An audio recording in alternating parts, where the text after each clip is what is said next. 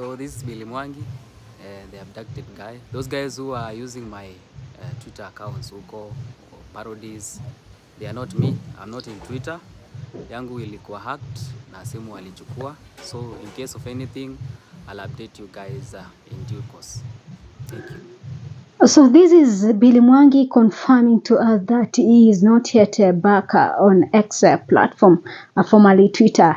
Because as from yesterday, there has been several accounts by the name Mwangi, and these accounts has been making some series of posts in regards to what has been happening. But here is Mwangi confirming to us that they is not yet back on Twitter, because his phone was taken away and the account was also infiltrated. So as for now, he cannot access his X account. I'm also seeing that the Kenyans on X platform are pressuring these guys to talk, to tell them what happened, and to expose everything that happened in the period of 4 or 3 weeks that they were away. But I would ask them to just chill carefully. If you ask me, I think Kenyans are really pressuring these guys, and I think we should give them time.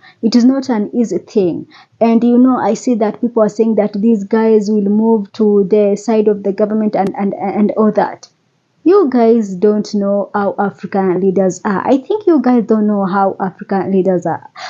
Even with everything that is happening in Kenya, you still think that someone will be abducted and immediately after they are released, they start to also start fighting government. It is not an easy thing as you tweet, as you talk behind the keyboard. Don't be a keyboard warrior to pressurize these people. Being abducted by a government of the day is not something you can joke around with. You don't know how these guys, what they went through. As you can see that wamekuja wakiwa wamenyolewa nywele. Do you know what that means? It means a lot, especially historically, if you follow those people who have been in the revolution and all that. So I will not be surprised if these people will change tone. As from now, I won't be surprised, and I will not pressure them otherwise, because the torture that one can go when abducted is not an easy thing. And I think that there is a narrative that is going on social media that these people were not abducted, that these people were hidden somewhere. And I think that people are trying to say that it is the refugee thing, that these people at the abduction thing is not is a fallacy. It was not there, that these people were taken by refugee team, wakafungiwa kwa BNB somewhere, and they were later released. This, to me, if you ask me, it is really very empty assumptions. Because one thing for sure, you cannot tell me that refugee has the capacity to abduct or to take people, awafungie mahali, without the intelligence of the state. It is not going to, you cannot convince me otherwise that a refugee who is now powerless can chukua watu wa vijana wa sita awafungie mahali without the knowledge of the government, without NIS, DCI and all these government apparatus not knowing that these people wako hapa. A government that can search watu ambao wamefanya makosa, jificha mahali. No, it is not making sense to me. Come up with a different narrative, but telling me that these people, it is a refugee project kind of a thing, mimi ninakataa, because I believe serikali iko na mkono mrefu. If indeed refugee ndo alikuwa amewaweka mahali as per online narrative, then you can say that we have a very incompetent NIS who cannot get people, who cannot handle such an easy task. So personally, I believe these people were abducted. First thing first, I believe so, that these people were abducted. and their reactions after they were released is expected, because of course they will not come and start saying that, oh, Ruto this, Ruto that. Is not an easy thing as majority of you will think, because once you are abducted, it is a different story. These are people with their families. Of course, they have been threatened that if you continue with this, maybe we'll take your father, we'll take your mother. You cannot allow that to happen, no matter how. I think revolutionaries that we have currently, maybe back in the days, but can you sacrifice your mother, your father, to the state because of a revolution and all that? Many few people can do that, but majority of us cannot, because ukiambiwa that if you continue to treat like this, we are coming for your kid, you are coming for your mother, you are coming for your father, will you continue to do that? Of course, you'll have to slow down and all that. So I ask Kenyans, give these people time, let them heal. Let them heal. And if they will choose to move to the other side, let them be.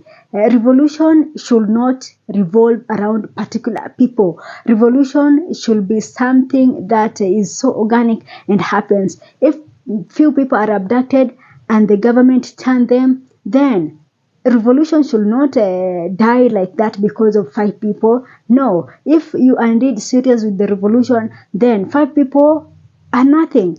That is a number that should not affect any revolution. So you should not stick to that. If you are pushing for good governance, continue pushing for good governance. We say that now that Kibet Bull has joined the government, then we should stop that. No. You told us that you are leaderless, you are partiless, and all that. So we want to see that leaderless and partiless thing. So you cannot push these people that you must be in our side. Let those who are to be on the government side be, and you on the people side be. Then push for that. Keep pushing for that. Revolution is not an easy thing. You've been told this so many times. It is not something that is going to happen within 2 weeks, within 3 weeks. Some countries took long. We have a country that it said that it took like 50 years to get what they wanted. Others 3 years, others 5, others 10. So the best thing right now to do is to keep pushing for this good governance without kuchoka.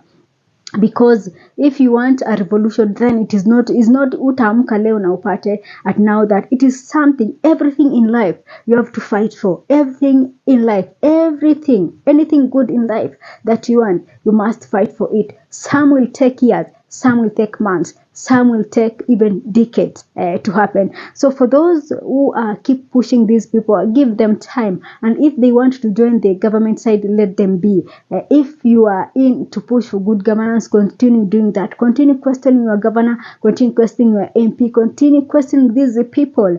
Tell them that you want good road, you want good infrastructure, you want medicines in hospitals, schools. Check with your county leadership.